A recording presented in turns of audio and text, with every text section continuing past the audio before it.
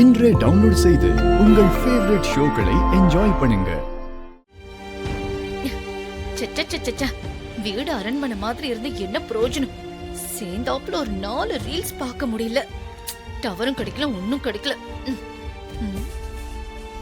Super Raghav, எல்லாமே நல்லதுக்கு தான். ஆனா இந்த விஷயம் மட்டும் அத்தைக்கு தெரிஞ்சா என்ன ஆகும் ராகவ்? நீ பயப்படுற மாதிரி எதுவும் நடக்காது இசை. வர்ஷினி தான் மருமகன்னு அம்மா ஏற்கனவே சொல்லிட்டாங்கல்ல. இந்த நேரத்துல 3 பேரும் என்ன பேசுறாங்க, என்ன சதி பண்றாங்கன்னு தெரியலையே. மறைஞ்சிருந்து கேட்போம்.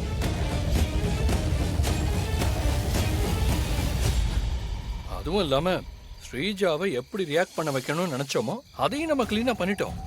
இப்ப அதை வச்சு அம்மா கிட்ட ஸ்ரீஜாவை பத்தி சொல்லி வர்ஷினியும் நானும் பண்ணிக்க போற ரெஜிஸ்டர் மேரேஜை நியாயப்படுத்திக்குவேன். வர்ஷினி, நீ என்ன சொல்ற? நீங்க சொன்னா எனக்கு ஓகே தான் ராகவ். சரி, காலையில ரெடியா இரு.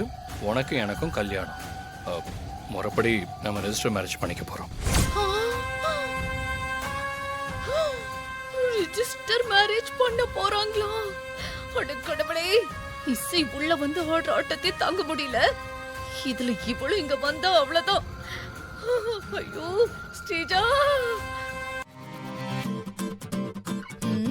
இருக்கு இருக்கு. ஏய் ஸ்ரீஜா, ஏய் உனக்கு புத்தி இருக்கா இல்லையா? எனக்கு எல்லாம் இருக்குக்கா, உங்களுக்கு தான் இல்ல. வீட்ல இவ்ளோ இடம் இருக்கும்போது வெளியில வச்சு பிளான் போடுறாங்களே, அப்பவே தெரிய வேண்டாம்? இத நான் அத்தை கிட்ட சிக்க வைக்கிறதுக்கான பிளான். என்னது பிளானா? இத நம்பி நான் ரியாக்ட் பண்ணணும். அப்புறம் வழக்கம் போல அது இல்லன்னு ப்ரூவ் பண்ணி என்ன அசிங்கப்படுத்தி மென்டல்னு சொல்ல வைக்கணும். இதுதான்க்கா அவங்களோட பிளானே. இது ஒரு டிராப். நான்லாம் இதுக்கு மாட்ட மாட்டேன். ஐயோ, இது பிளானா? நீ எப்படி யோசிச்சு பாரு. இதுக்கு முன்னாடி உனக்கு நடந்ததுல நாளைக்கு நடக்க போறத நீ நம்பாம இருக்கணும்னு உங்க பிளான் பண்ணிருந்தா? அக்கா இங்க பாருங்க, இவங்க சொல்றத உடனே நம்பவும் கூடாது, கேர்லெஸ்ஸா இருக்கவும் கூடாது. வாட்ச் பண்ணுவோம், நாளைக்கு என்ன பண்றாங்கன்னு பாப்போம். இவ வேற பைத்து முத்தி போச்சு போல இருக்கு. இசை, நம்ம பிளான் சக்சஸ் ஆயிடுச்சு. பார்த்தல்ல? எனக்கு அப்படி தோணல ராகவ்.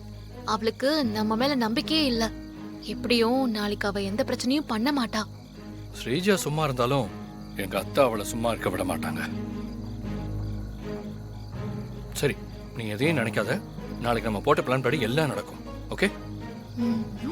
பாத்தீங்களா பாத்தீங்களா, இப்பதான் அண்ணன் கிட்ட புது மாப்பிள்ள மாதிரி இருக்கேன்னு சொன்னேன். அதுக்குள்ள இசையன்னையும் அதே மாதிரி சொல்றாங்க. நம்ம 2 பேருக்கும் வேவ்லென்த் ஒரே மாதிரி இருக்கு அண்ணி. ஆமா ஆமா, கரெக்டா சொன்ன. Thank you. அப்பா அம்மா, என்ன ஆசீர்வாதம் பண்ணுங்க. நல்லா இருடா, நல்லா இரு. நல்லா இருப்பா. ஐயோ காலெல்லாம் விடறானே. ஸ்ரீஜா, இங்க நடக்கிறது உனக்கு தெரியுதா இல்லையா? ஐயோ, எனக்கு கண்ணு நல்லா தெரியுது. என்ன தெரியுது? என்னடா ஓவரா ஐஸ் வைக்கிற மாதிரி இருக்கு?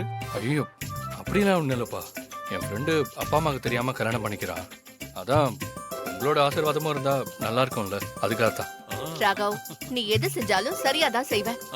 சரி, நான் போயிட்டு வரேம்மா. வரேன்ப்பா. அத்தை வரேன். சரி ராகவ்.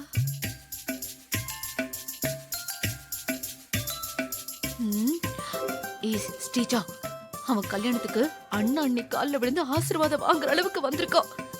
நீயும் இங்கே நின்னு தியானம் பண்ணிக்கிட்டு. கடவுளே, இப்ப வேற வெளிய போயிட்டான்.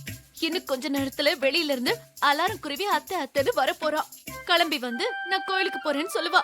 அவ அக்கா நானும் கோயிலுக்கு வரேன்னு சொல்லி அவங்க 2 பேரும் சேர்ந்து போவாங்க. அதையும் நீ வேடிக்கை பார்த்துட்டு வரட்டும், அதையும் பாக்குறேன். இன்னும் கொஞ்ச நேரம் பக்கத்துல நின்னா எதையே வெடிச்சிரும். ஆளை பாரு, உனக்கு நல்லது சொன்னா எடுத்துக்கோ, இல்லன்னா நஷ்டம் உனக்கு தான். என்ன வித்தியாசம் இருக்கு? அவங்க 2 பேரும் கோயிலுக்கு போறாங்க, நீங்க ஏன் சம்பந்தம் இல்லாம பேசுறீங்க? உங்களுக்கு ஏதாவது ப்ராப்ளமா? ஒண்ணு இல்ல. ஸ்ரீஜா, என் கூட வா. என் கூட போன்னு சொல்றல, வா. என்னக்கா? என்ன ஸ்ரீஜா, அவங்க பாட்டுக்கு கிளம்பி போறாங்க, நீ இங்க நின்னுட்டு இருக்க. இப்ப வரைக்கும் இங்க நடக்கிறது எல்லாமே ஒரு டிராமா மாதிரி எனக்கு தெரியுதுக்கா. இருந்தாலும் நீங்க சொல்றத நான் நம்புறேன். அதனால நீங்களே அந்த இசைய ஃபாலோ பண்ணி போங்க. நான் நான் போய் ராகவ் வர்ஷினி கழுத்துல தாலி கட்டுறத வேடிக்கை பார்த்துட்டு வர சொல்றியா? அப்படிலாம் நடக்காதுக்கா. ஒருவேளை அப்படி நடக்க வாய்ப்பு இருந்தா அதே ரெஜிஸ்டர் ஆபீஸ்ல கிளர்க் இல்லனா பியூன் யாராவது இருப்பாங்கல்ல, ஆமா. அவங்க கிட்ட போய் வர்ஷினி ராகவ் எத்தனாவது பேரா இருக்காங்கன்னு கேளுங்க. ஆ, ஆ. ராகவும் வர்ஷினியும் ரெஜிஸ்டர் மேரேஜ் பண்றது உண்மையா இருந்தா அவங்க பேரு கல்யாணம் பண்ண போற ஜோடிங்கள்ல எத்தனாவது நம்பர்ல இருக்குன்னு சொல்லுவாங்க. அப்படி மட்டும் சொன்னா எனக்கு ஒரு போன் போடுங்க. நான் அத்தைய கையோட கூட்டிட்டு வந்து அந்த வர்ஷினி இசை முகத்திரைய கிழிக்கிறேன்.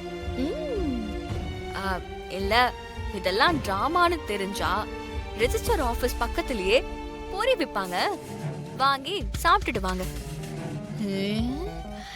எல்லாம் என் நேரம். நீங்க தானே இது உண்மைன்னு சொல்றீங்க, அப்போ நீங்க தானே போகணும். ஆ, ஆ, உனக்கு ரொம்ப இலக்காரம் தான். அவன் நிஜமாவே ரெஜிஸ்டர் மேரேஜ் பண்ணிட்டானா அப்ப உனக்கு தான்.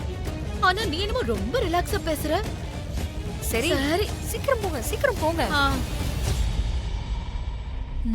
என்ன அவ மட்டும் இருக்கான், அவள காணோம். ராகவ் எல்லாம் ரெடியா? All set Varshini. கையெழுத்து போட்டுட்டு தாலி கட்டிட்டா போதும், யாராலையும் நம்மள எதுவும் பண்ண முடியாது. அப்புறம் வீட்லயே சொல்லணும்னு நினைச்சேன், இந்த சாரியில நீ ரொம்ப அழகா இருக்க.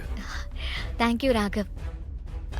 உங்களுக்கும் இந்த பட்டு வேஷ்டி பட்டு சட்டை ரொம்ப அழகா இருக்கு. தேங்க்யூ.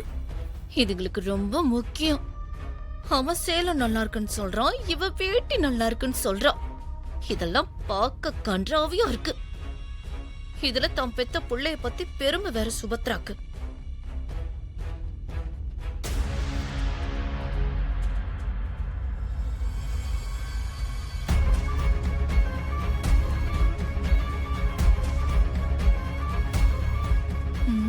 என்ன அதுக்குள்ள மாலை தாலியோட நிக்கிறாங்க. விட்ட கல்யாணம் பண்ணி வீட்டுக்கு வந்துருவாங்க போல இருக்கு. விடவே கூடாது, இருங்க.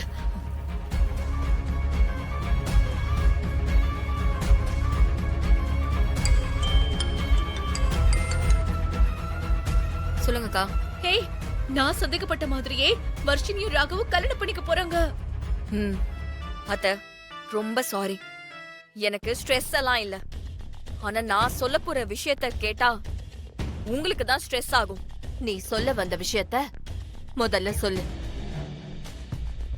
அத்த, உங்க பையன் ராகவ் ரெஜிஸ்டர் ஆபீஸ்க்கு போனது உண்மை. ஆனா அந்த கல்யாணம் ராகவோட ஃப்ரெண்டுக்கு இல்ல,